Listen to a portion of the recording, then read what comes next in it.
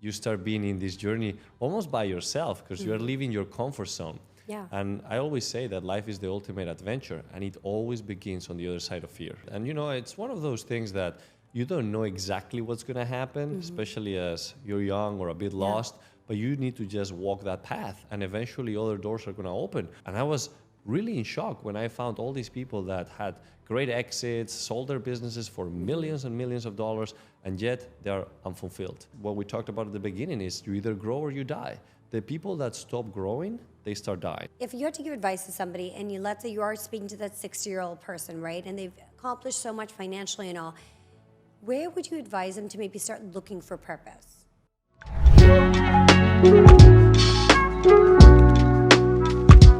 Guys, welcome to another episode of Biohack-it, and today I'm super excited to have on a dear friend of mine, Alvaro Nunez. And Alvaro, what have you not done? You're a skydiver, you're an Ironman athlete, you're one of my favorite male biohackers out there. There's no end of possibility to what you have done and what you're able to accomplish. So thank you for doing this with me. Thank you for having me here. It's a pleasure. So Alvaro, I wanted to start today's conversation about something you and I were speaking about before we, kickstart recording, is a sense of purpose. And I think your story really speaks about inspiration and purpose. I want to first introduce everyone to your background, how you got into, reached obviously biohacking, but your backstory, and about having a sense of purpose in your everyday life. Right. I think you find purpose through how you move through your journey. And sometimes you don't know why you're doing what you're doing. But eventually you need to be working on your goals. And that's going to give you that sense of purpose as you go through that journey. For me, it was a simple journey at the beginning. I was a student and a tennis player in Spain, where I'm from. I'm from Madrid. And I kind of went through a situation where that route of becoming a professional tennis player did not seem feasible at the time. We were going through some huge economical crisis, family, health issues.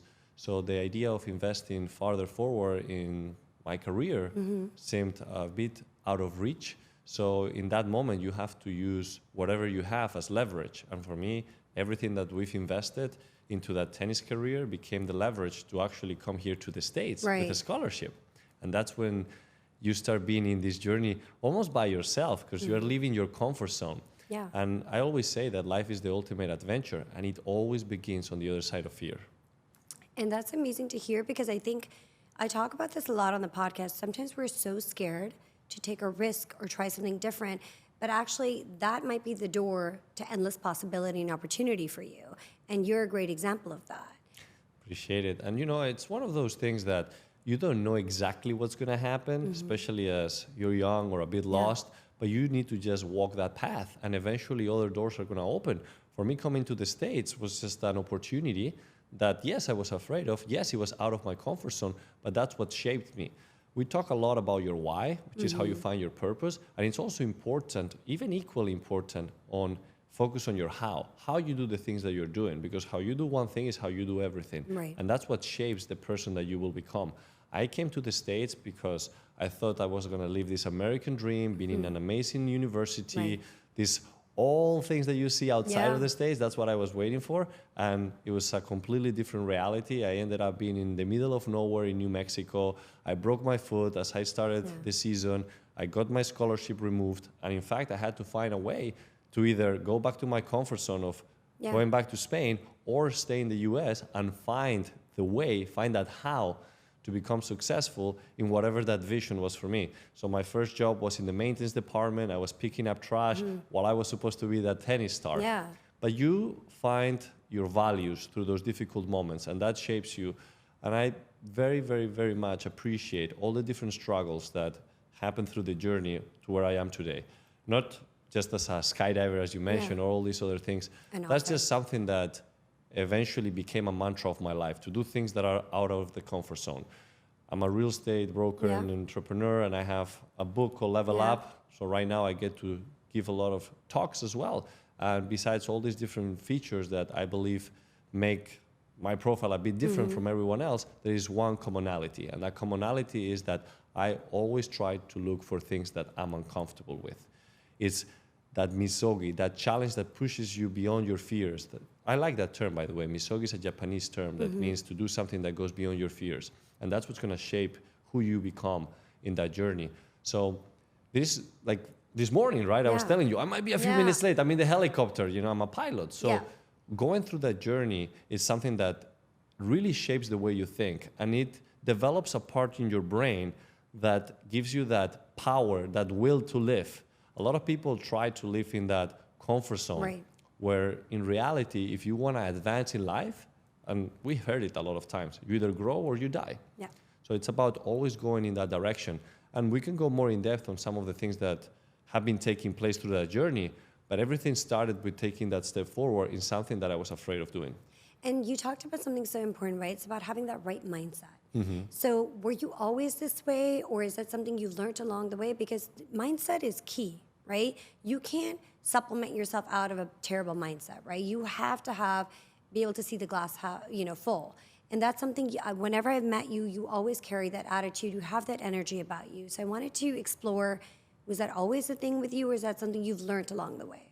It's a great question, because a lot of times when people see the person that I am today, they think that I've always been this way. Right. It's like, yeah, for you it's easy to do all these things because you are always so positive, energetic, and your mindset is so well developed. I was zero like that. In fact, I was chaotic on the tennis court. I was always complaining. I was always blaming people. I was always just pointing fingers at everything else but me. And then it was right when I went into the US and things started to go completely opposite from what I expected, that I was about to give up, that I started to look a little bit deeper on my why. Yeah. Why am I in the US? Why am I doing what I'm doing? And that's when you start reframing the way that you're looking at life. And it's just about holding into that journey, not so much about pushing that resistance away, but walking through that resistance and going deep into your thoughts, because a lot of people don't want to be with their own thoughts.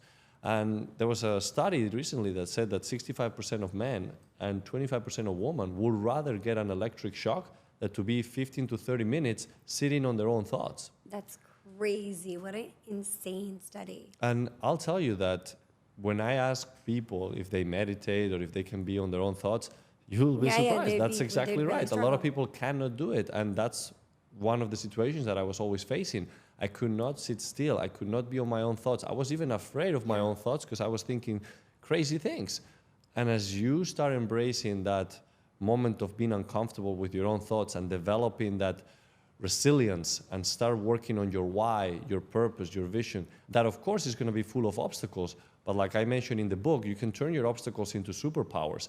And a lot of the things that I've been doing throughout the journey to where I am today, it's been full of those obstacles because I seek those obstacles because that's what makes me grow. Right.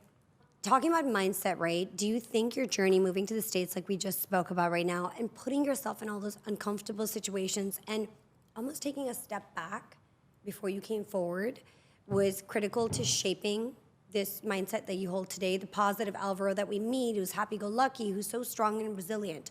Was that a big part of it? 100%. Look, I feel like a lot of people don't take that step forward, and you're going to be facing a lot of different situations where you're like, oh my God, how did this even happen? Right. And even when you reach your goal, all of a sudden things are going to crash. And that's one of the things that you start looking in life, that it's just that it's kind of like mind-blowing. Because I remember my American dream was to have all these different things and accomplish all these different things. And when I finally was able to do it, I was 23 years old. Right. I was living this American dream. Everything that I've ever dreamt of, it was happening. And I was completely blessed. I was like, man, the law of attraction, manifestation, hard work, whatever you want to call it.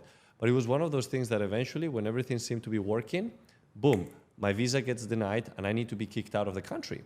So the moment that you start embracing those situations as opportunities, because thanks to leaving the country, I was able to shape again another version of myself to then eventually come back to the States. I call it the American Dream 2.0 with an investor visa, start my own business here and make it a success, in the sense of that journey, that process, that's what shapes you. And when you look back at all these different encounters that you've had in life, you realize that that's exactly what made you who you are today. So right now, every time that you face an obstacle, I see it as an opportunity. And it's about labeling the words, because the power of words are so important. And right now, a lot of people label things as fear versus excitement.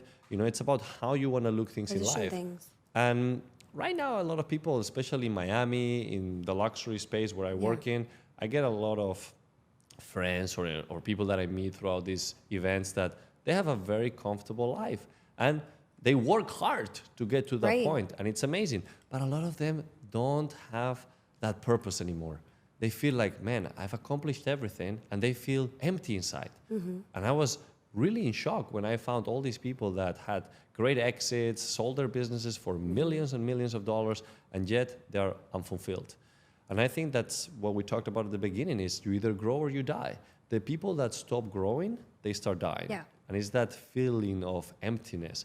So right now, one of the things that I'm trying to always do is, yes, I get to live this amazing lifestyle that you see all on social media and everything else, but I always try to keep that balance by looking into things that make me really uncomfortable. And one of the things that I couldn't really do whatsoever is to stay still on my own thoughts. And that's why I went on to do this 10-day silent retreat. Right. And I don't know if you've heard of it. It's called Vipassana. As you don't get to read, to write, to exercise. You eat like once or twice a day, and you meditate for over 12 hours. And for somebody that is not used to doing it, that's a big push. But that's one of the things that I was the most afraid of, being on my own thoughts for so long, especially on such a fast-paced environment that we live in, where we're always attached to the phones, we're always doing all these crazy things, non-stop, non-stop, non-stop. Even myself as an ultra-endurance athlete, I get to train like 5 hours a day, and all of a sudden it's like, no more training. In fact, I was getting ready for the Ironman World Championship, and it's a complete reset.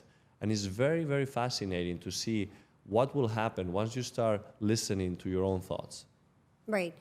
I think it's also people almost don't want to check in with themselves out of fear of what may come up for them, and that might change the course of their life, right? It's this, again, this fear of programming that you have. But for you to be an example of somebody who took a pause, I wouldn't say it was a step back, it was actually like a pause, went a little like backwards to springboard forward, is a great example of what a good mindset can do, and why people need to start taking moments to check in with themselves and really ask yourself, like, what really resonates with me in sense of purpose? And purpose is something I believe can change. It's not always the same. You can change and evolve as you grow with your sense of purpose. So healing, and I always say growth is never linear, right? You go up, you go down, it's always a process. And in that journey is when you really find the connectivity with yourself. Totally, totally. And then how did that bring you, I would say, from that journey? Obviously, you have the real estate and you have all this stuff, and then you got into biohacking, right? So the body, mind, soul connection that you and I always speak about. How did you start connecting those dots to be like, okay, I'm going to optimize my health, I'm going to optimize my mind, I'm going to optimize my emotions to this extent? You know, it's a great question, because you always focus on certain areas of yourself. Sometimes you just focus on your physical, or just your mind, or just your soul. But to bring that whole package together, to really find the best routine for yourself, to focus on continuously growing within your mind, your soul, and your body. That's what I find the most fascinating things out of everything. So as an athlete, I always focused on how can I improve my physical condition, how can I be better, how can I be stronger, how can I, all do all these things. And then, yes, you start working on your mind and all that stuff. But then you're missing the piece of the soul, like your actual purpose.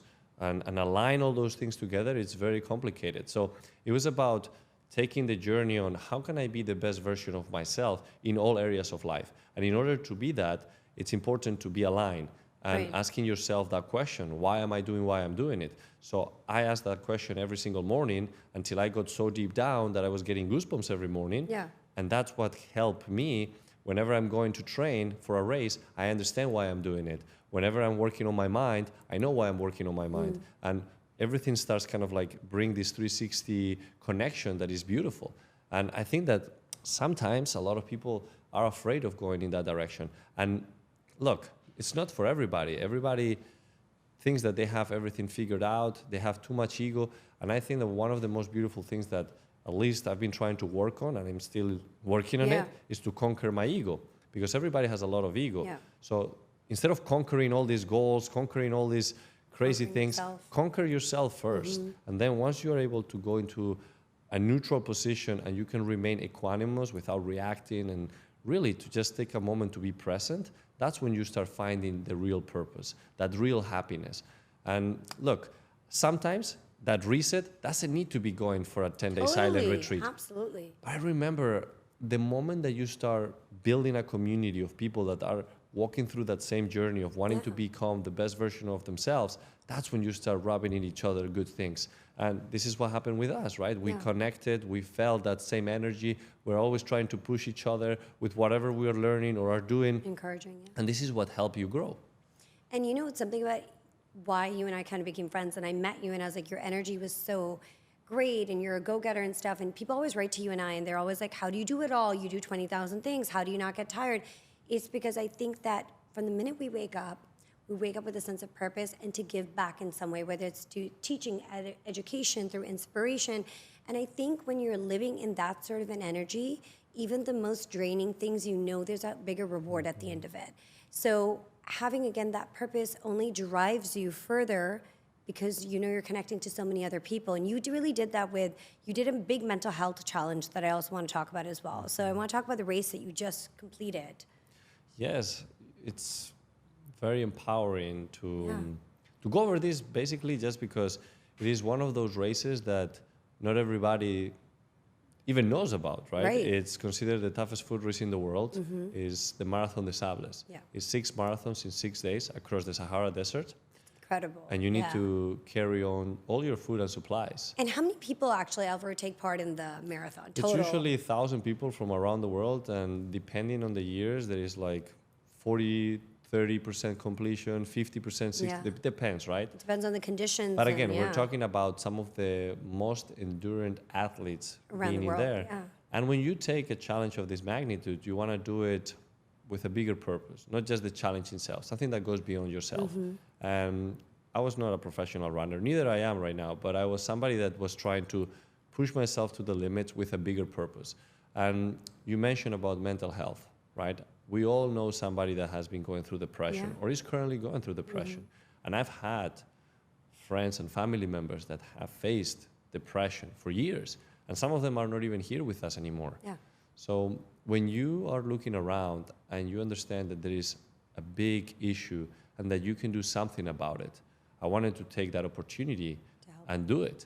And that was why I signed up for this race, basically, because the main reason that people suffer from depression and then eventually commit suicide is because they don't speak up. There is that stigma that people will think that you are less of a man or less of a woman or you are like weaker or whatever the case is, so they keep that weight inside.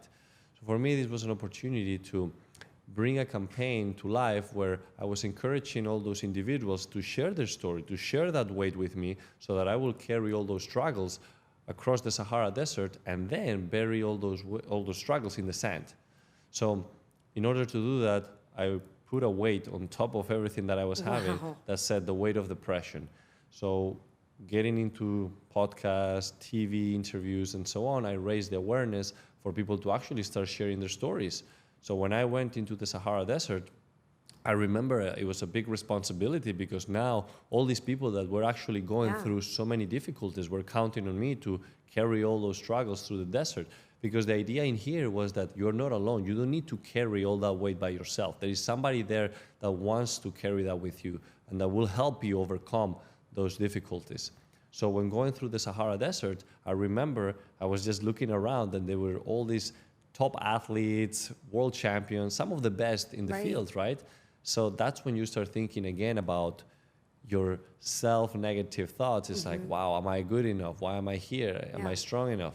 And this is a whole journey on what took place in the desert, but definitely just to summarize it, on the second day, I saw darkness. I saw one of the most difficult moments in my life. I was bleeding on my shoulders, my back, kidney failure, peeing blood, feet destroyed.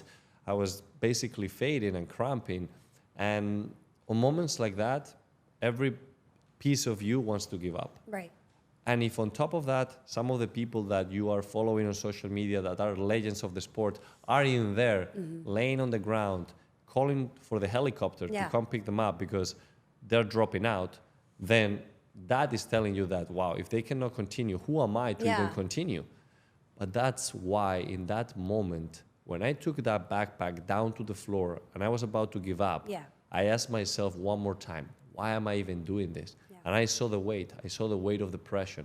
That was the weight, the reminder of why I was doing that.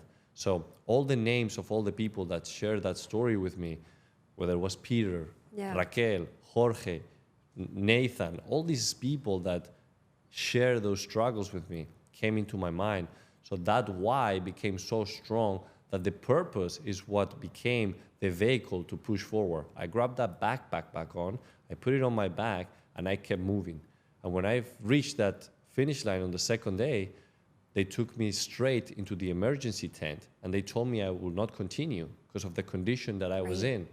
And it was right at that moment where all the thoughts came again. Am I strong enough? Am I capable enough? Why am I doing this? Right. And you overcome that by putting that why again as the main focus. And that was the why that gave me the energy to move forward. And you no longer look at every single marathon that you have left as your goals. My goal was no longer to do 4 more marathons. It was to get up, then to run 1 mile, and another mile, and another mile. Sometimes in life, we put ourselves these big goals, and we're going through moments of really high difficulty so that we see these dreams so far out that we give up. Obviously, you all know I'm a biohacking fanatic and I absolutely love peptides. So you can only understand how excited I was when I discovered a skincare brand that works, that uses peptides. That is OneSkin. OneSkin uses the amazing OS1 peptide. OS1 works by actually switching off the senescent cells that drive the aging of your skin. Scientifically proven to give you biologically younger skin with long-lasting improvements in firmness, elasticity, reduction of fine lines and wrinkles, and a more youthful complexion. You can learn more about the OS1 peptide at oneskin.co and use my code Biohack-it for 15% off your purchase. We quit. Yeah. We let the external voices take control. And in those moments is when you want to actually break it down into small, tangible goals. So for me, I no longer care about the race. I cared about doing 1 mile for all the people that were counting on me, another mile for all the people that were counting on me, and another one, and another one. And eventually you start building momentum. And you look back a few hours later and you're like, wow, a few hours ago I couldn't move. And now I just finished another marathon. And the funny thing is that you no longer start focusing so much on the pain that you're carrying, but on the strength that you are building in your mind. So I started to level up the way that I was thinking, unlocking that treasure that we all have. And that's just showing that we have so much in the tank that it goes beyond how we're feeling. It's about how we have our mind. And you kept on going, kept on going, kept on going. And it went to a degree where the last day, I was no longer thinking about finishing the race. I was finishing by, it was kind of crazy because I was no longer thinking about finishing it. I was thinking about winning the race. Which even myself, I was laughing. I was like, why am I even thinking this? But I believed it. So on the last day, I started at the front and I finished at the front. So when I crossed the finish line, people could not believe it. So they put me aside to check, what the hell is this guy doing? Were you carrying something illegal? Are you carrying all the things that you're supposed to carry? And they found nothing. So when they asked me, what happened? How did you even make it happen? And I said, it's your why. Everything is back to when we talked about, your why. And really, I think for you, you built such an incredible community around you of people that support you and champion you and really support the Alvaro that you've become and evolved to, right? But you talked about something really important right now. You talked about that you still sometimes in your mind have imposter syndrome. You're like, why am I doing this? Am I good enough? Does that ever stop? You know, I always ask myself, does that ever fully stop? Or is that part of the humility that we're meant to have? And is that part of the death of the ego that we're trying to create, to always check in with ourselves? It's an interesting concept. A lot of people are very concerned when they feel that imposter syndrome.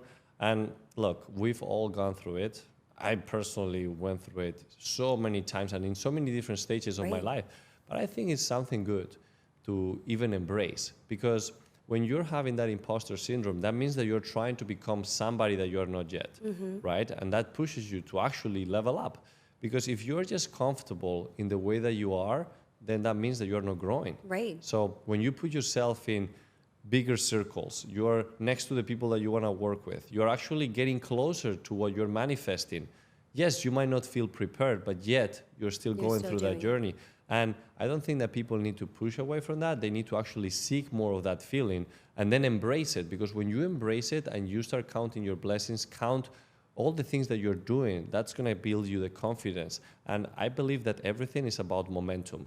You don't need to just walk into a room and feel that you are less than anyone else, but be like, I earned my right to be here. Right. And even though I might not be at that level yet, I earned my spot to be here, and I'm going to make the best out of it. And then walk that imposter syndrome with confidence, and then eventually you're going to level up to the version that you want to be. And you're going to become that person. And I think it's also something really good about embracing the energy of the room. So you may not be there yet, but if you're blessed enough to be in that room and you've even been invited in, embracing that energy of what those people carry and embody and learning from them is also so important as part of the journey. Mm-hmm. Totally. That's such a good thing, because I remember when I started to get more into the luxury space, right? I was trying to start renting all these luxury properties in jet set locations, and all the people that were renting all these nice villas, they were inviting me to be part of that whole experience, because again, when you are that positive, energetic individual, you attract that people into your life and vice versa. So I was being attracted to their life because of the energy that I was putting in the world. But once you are in that circle, then yes, you start feeling that imposter syndrome, because you feel like I'm doing everything that these guys are doing, yet I'm not even close financially or successfully into where they are. However, if you look at just the energy levels, you're equally at that level or even more, because one of the things that you have full control is your energy. A lot of people might be broke, might be still trying to make it in life, might be going through whatever situations.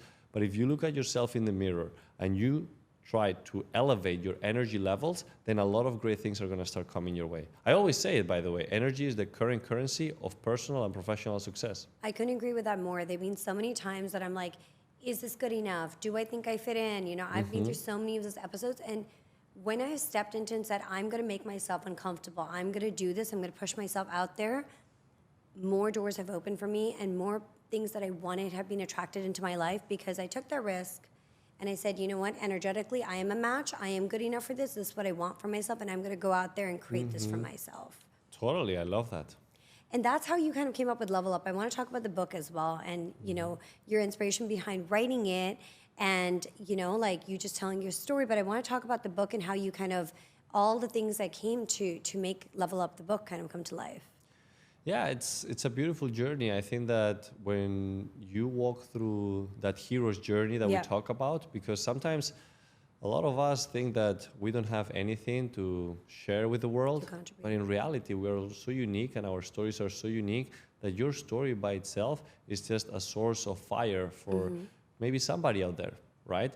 So for me, I figured that that story that I was building as the hero of my own journey started to come with some golden nuggets or some key lessons that have helped me but could help others. And I reached a point through all the different things that I've been doing that I grew a social media of over 1 million followers. So I was having the access to inspire, empower, entertain, and educate a community, an audience. So I wanted to take advantage of that, because a lot of people started to ask me about how did I get to where I am today? And even a lot of the people that were asking me that, they thought that I always had it like that. So this book came into fruition so that I could showcase that no matter where you are in life, you're going to be facing obstacles, but you can turn them into superpowers. And some people have big dreams and they get derailed because of those obstacles. But what if you can turn them into your superpowers? And this will also happen when people at all different levels, I'm not just talking about somebody trying to make it, I'm talking about somebody that is already on their 60s, that is multi-billionaire and still doesn't have that fulfillment. So it happens in all different areas of life. So you can always level up. I think that's so important, because some people feel like they've hit a milestone and that's it. So how do you, if you had to give advice to somebody and you, let's say you are speaking to that 60-year-old person, right, and they've accomplished so much financially and all, where would you advise them to maybe start looking for purpose? Where would you start encourage them to look for that why?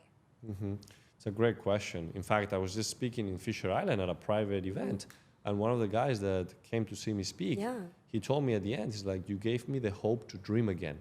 And that's one of the things that I took away from that night, is that this individual is a multimillionaire, almost retired, has done everything he wanted, private jet, the yacht, all the things that financially people dream of, he has them. And yet he was unfulfilled, or at least stopped dreaming.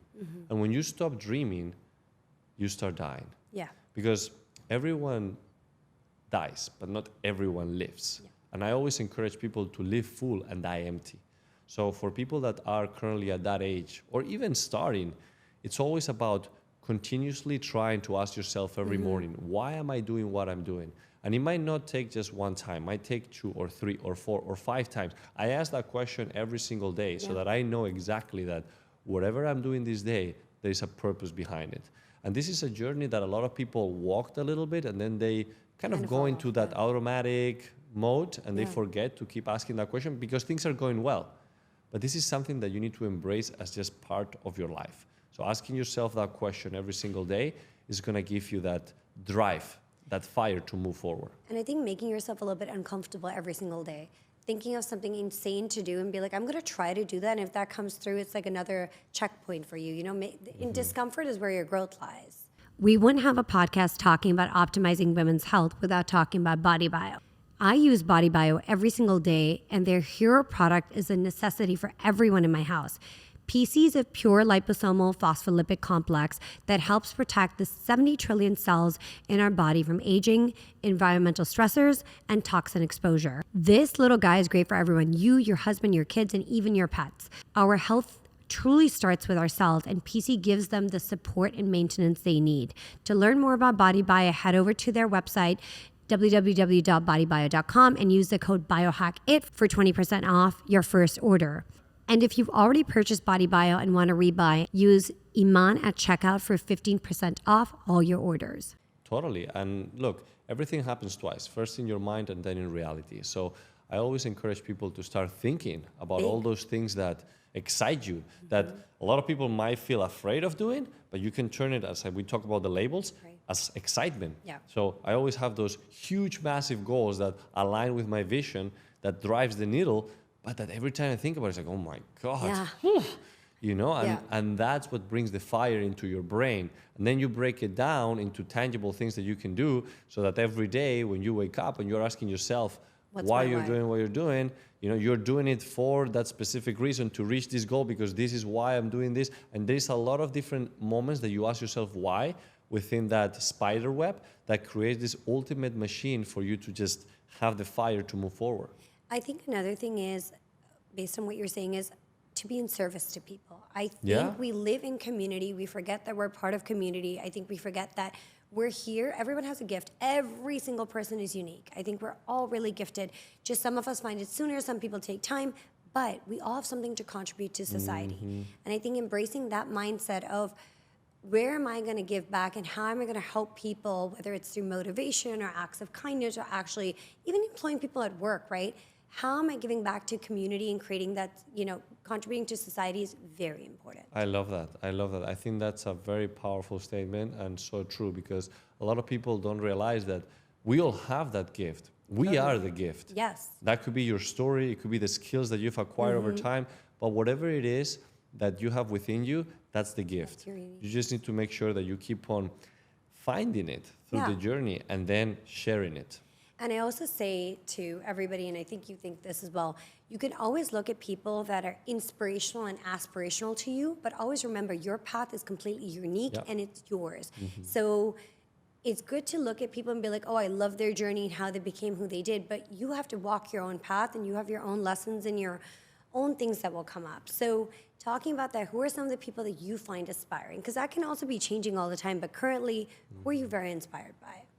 That's a good question. You know, a lot of people talk about your vision board, and I never heard this, and I started to do it years ago. Right. The relationship vision board. I have a relationship vision board, and I break it down into categories of the wheel of life. So who are the people that I envision myself doing something with in my career, financially, relationships, socially, you know, all this spiritually. And I start looking at all these individuals, and it comes into fruition. You know, I wanted to meet in the spiritual side, I wanted Sadhguru, and then on the career-wise, I wanted to meet Grant Cardone, I wanted to meet like all these different individuals, and they started to happen. So right now, yes, I have like different individuals that I have in each bucket, and I always check what they're doing, and there is no one specific person. I have multiple, and I go through them every single day, by the way, every single day. It's not like there's thousands of it, but there's like maybe 3 or 4 in each bucket that until it's not checked, until I'm not doing something, I'm not going to stop. And the reason for it is because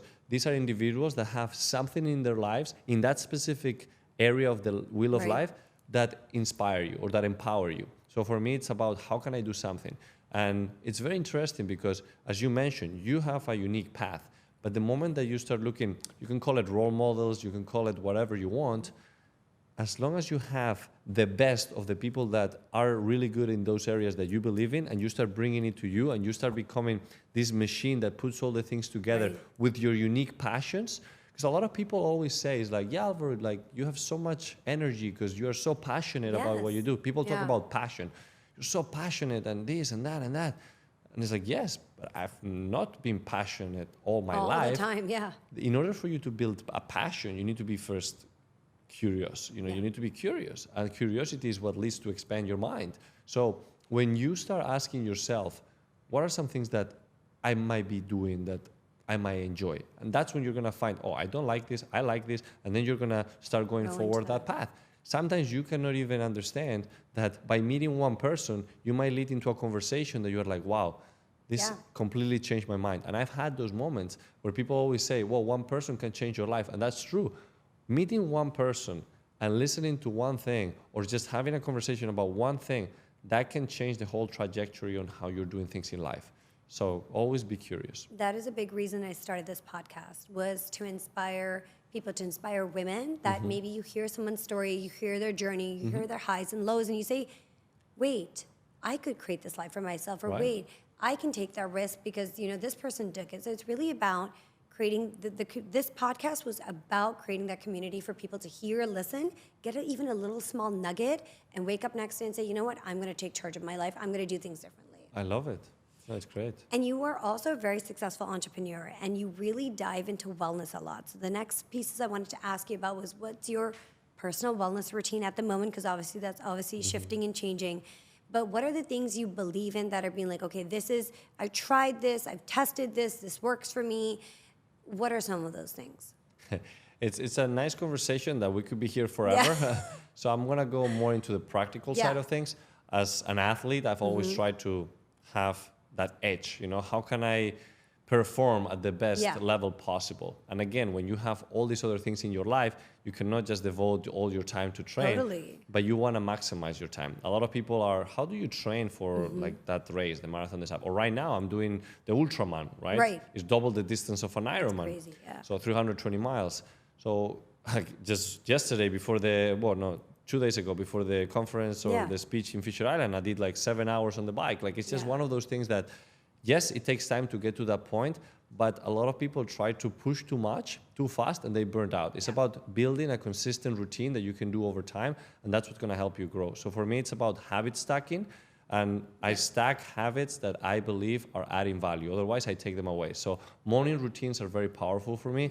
I think this is something that if you own your morning, you own your life. Totally. And I like to start the day early. In fact, I start the night before, right? You want to have a time where you disconnect, have your glasses to protect from all the EMFs, blue light, whatever, and then you start preparing for the next day by setting up the right goals, by doing accountability for what you've done throughout the day, and kind of like supercharge yourself to go at bed with a right mindset. And when you wake up, I like to just start the day by being grateful. That's one of the most things that a lot of people think is underrated, but just starting with a mind of gratitude, that's what changes the trajectory of your day. You said something really good right now as well that I wanted to highlight. You said that it's very good to check in with yourself. And I think we don't celebrate some of our little wins that we have every single day.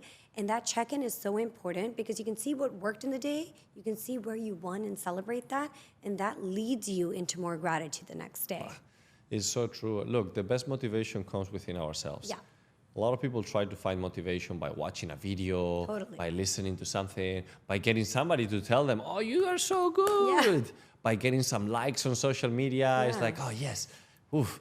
No, the best motivation comes within yourself. And if you're able to just be grateful for what you have, you are excited about what you're going to be doing, you start building that momentum. Even if you're not making the things that you want yet, you can still be proud of the progress, because every time you look back, it's like, okay, I'm a different version. And for me, that's part of the routine, right? Starting like that, but then of course I want to make sure that I supercharge it by going through my vision folder. I have a whole gratitude journal that I write about. Then I have the vision. I just review it. I have like a movie slide where I see all the images of the things that I envision. Yeah. I have my voice Is that recorded. Joe Dispenza that you've done the what's it called, the movie? I, The mind movie he does. I actually Yeah. follow Joe Dispenza. I've done a Yeah. few of his things, but no, this is just something that I've been kind of incredible, combining yeah. through different people. It's just a Amazing. movie, but I also add all the senses into it. I call it the 5 sense vision board, Wow, okay. where I have a whole movie of all the things that I want to accomplish in life. Then I have my voice as the voiceover of the Yeah. video. Then I try to have smells attached to it, already assigned at home that assimilate the smell of Yeah. that. And I have also within my voice, I have the sounds of what Feels like. that picture will feel like, right? So it's a whole sensory feeling on what I'm doing, and it makes me feel that I'm already living it. Living that life. And from there forward, I listen to my voice and I read my why, the values. I want to make sure that I'm aligned with the values every single day. I know that whatever I'm doing, it's aligned with your values. Then I review the wheel of life, so I'm checking in that I'm on balance. Because yes, you're always going to be out of balance at some points in your life, but if you can always keep track of where you are and how you can improve in each area. So I always do that every morning. Then I go through my habit list. I make sure that all the habits that I'm trying to implement, I go Right. through them, I review them, I make sure I'm stacking them. And I have the 10-step morning routine, right? Like that 10-step morning routine is what we're talking about right here. Right. In terms of like more the biohacking side, I like to have the osmosis water or the Kangen water machine. I put that along with some pink salt. I put the hot lemon water, the Himalayan salt, Salt. and then I put the ginger, cayenne, like a few Yeah. things just to supercharge yourself, alkalinize your body. Then workout, I always do that. That's like a non-negotiable. And I used to be the guy that working out meant let's maximize it Yeah. by listening to an audiobook and do that. And you see me running with headphones, just listening to a podcast or a book, 2x, and then Yeah. talking to Siri, make a note, do this, do that, you know? And now I realize that there is not even a need for that. I actually just go without headphones most of the time. It's just your moment for you to be present. I used to meditate before, the Vipassana in the morning. Now I try to meditate while running. I run at a very slow pace, so I don't burn myself, but I use it as a moment to connect with myself. And that's something important that I do every morning. And then after that, I do the cold plunge. Then something that is not being said a lot, I like to meal prep everything. Yeah. So also smoothie prep. So I do Yeah. the containers Oh, wow, of everything okay. that I want to do for every smoothie for every day. So I just plug it in, boom, done. Yeah. And then while I'm doing that, I'm listening to some, videos or things that I want to use to supercharge my mind. And as I'm done with my smoothie and, showered and all of that, the last thing that I do that I think that changed my life completely is I take 10 minutes to just be grateful for the people that I have in my life and tell them about it. Because it's like if you have a gift, you have wrapped it and you're not giving it away. Right. So wanna when share you're that. grateful for someone, you want to tell them about it. So I take 10 minutes and I don't just seek for people. I just go literally through my contact list and I'm just 10 minutes. I put the clock, I put 10 minutes, boom. And I just start reaching out, whether it's an audio, a message, a video selfie, 10 minutes. And then after that, I carry on with my day. But those 10 minutes, if you do it consistently throughout your entire life, you're going to be reaching to a lot of people with that great energy of gratitude, and that will change your life. That's amazing to be able to take your morning and connect with other people, but also start your morning being present, which I think makes such a difference because like you said, when we started this episode, people don't want to check in with themselves. People don't want to be in their silence. And the way that you start your morning with that self of presence with yourself, I think sets the tone for everything that you do. So true. And look, I actually added a few of those things in the book just for people to find those little nuggets. And again, it's not for everybody. And I personally think that you need to build your own morning routine by Absolutely. trying things, not by just what you read or listen, but sometimes And you what need works that for little you. guidance. So the reason that I have this routine today is because I was actually seeking for different things that was working for other people. Yeah. I tried it myself. This worked, this didn't, this did. Okay. You adjust and then you eventually find that formula.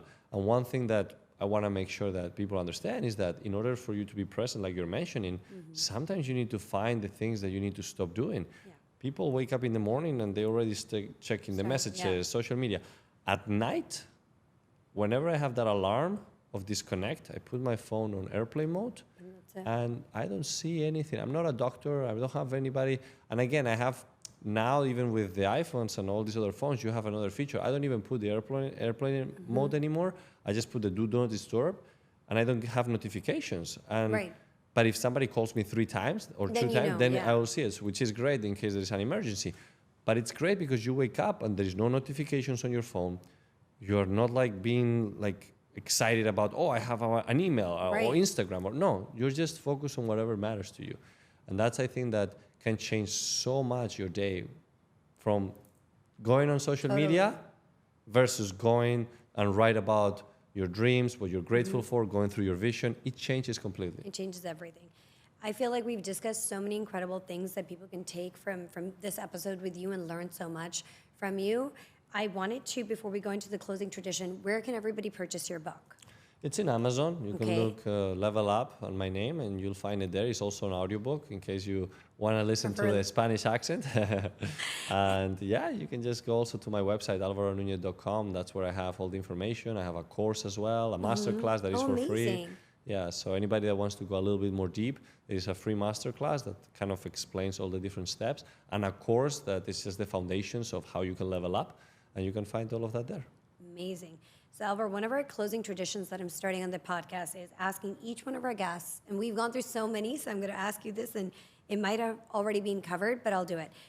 I want to ask each one of our guests who comes on, what is one of the biggest lessons to date that has shaped them into becoming who they are, and they're taking it, walking into their journey? What is that for you?